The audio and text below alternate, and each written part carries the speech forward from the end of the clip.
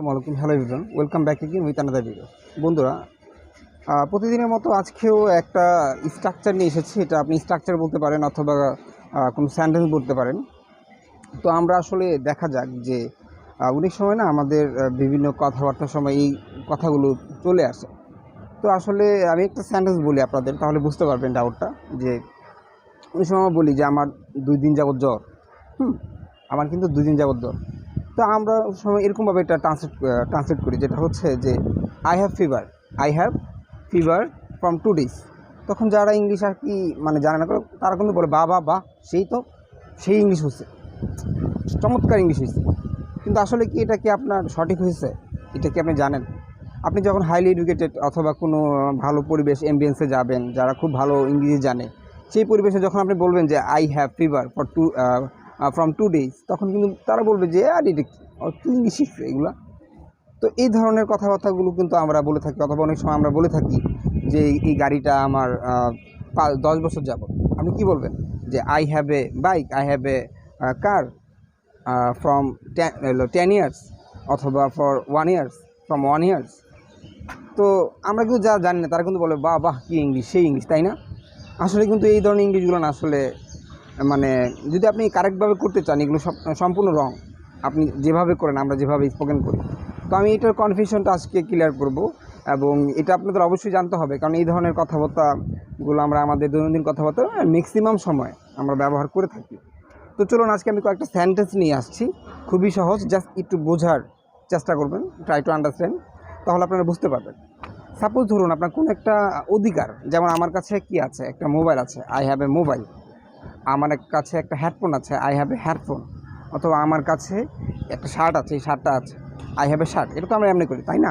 কিন্তু এখন যদি আপনি বলেন যে এই শার্টটা আমার মানে 2 দিন যাবত, অথবা এই শার্টটা আমার কাছে 5 বছর যাবত, অথবা এই শার্টটা আমার কাছে 3 দিন যাবত, অথবা এই গাড়িটা আমার কাছে 1 বছর যাবত, এই কলমটা আমার কাছে 3 দিন যাবত, এই বইটা আমার কাছে 4 দিন যাবত।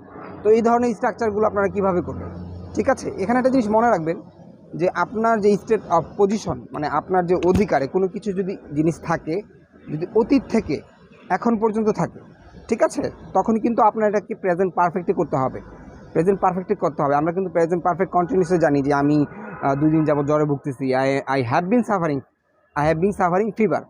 ঠিক আছে, আপনার সিন্স 2 ডেজ, অথবা আপনার বলতে পারেন ফর 2 ডেজ, এরকম করে কিন্তু আমরা বলি। কিন্তু এখানে যদি আপনি জ্বরের কথা নিয়ে আসেন, যে আমার 2 দিন যাবত জ্বর, এখানে কোনো কন্টিনিউয়াস নয়, মানে তখন থেকে যে বন্ধু আমার 2 দিন যাবত জ্বর, I have had fever for 2 days. এখানে আই হ্যাভ হ্যাড লাগাতে হবে। এই যে হ্যাডটা, এটা আপনাকে পাঁচটাকে ইন্ডিকেট করার জন্য, ইশারা করার জন্য আপনাকে আরেকটা হ্যাড দিতে হবে।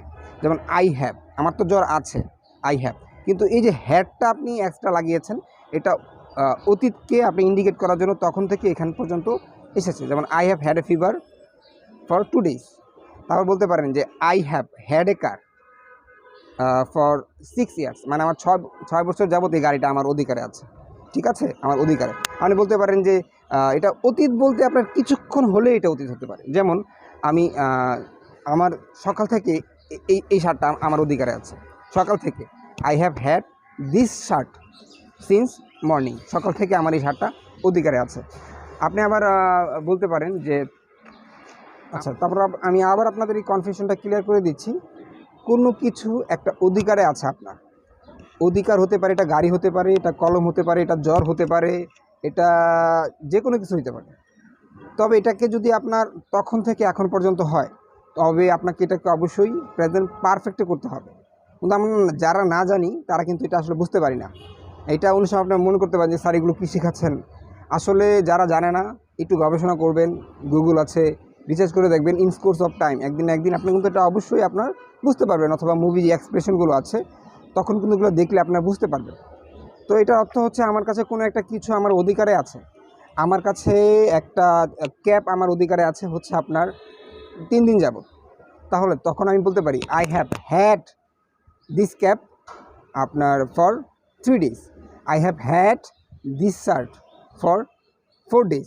I have had this bike since 10 years, মানে 10 বছর যাবত আমার কি এটা আমার অধিকার আছে। আবার বলতে পারেন I have had fever for 2 days, আমার 2 দিন যাবত জ্বর। আমরা অনেক সময় বলি না যে কি কতদিন যাবত এই গাড়িটা তো, for how long have you had this car, for how long have you had this mobile, for how long have you had this cab, মানে কতদিন যাবত তোর কাছে এটা থাকে।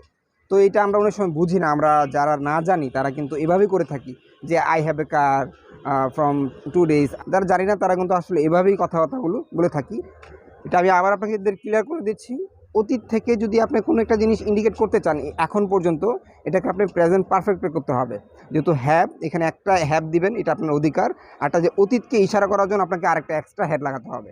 যেমন I have had a cab, I have had a mobile, I have had fever, I have had shirt, এরকম করে করে কিন্তু আপনাকে করতে হবে। তো এটাই ছিল ডাউটটা, এটা আমি আপনাদের ক্লিয়ার করে দিলাম। এরকম আমি আরও কনফিউশন অনেক সেন্টেন্স আছে যেগুলো আপনাদের আশা করছি ক্লিয়ার করে দিব। So till then, take care, have fun, আসসালামু আলাইকুম।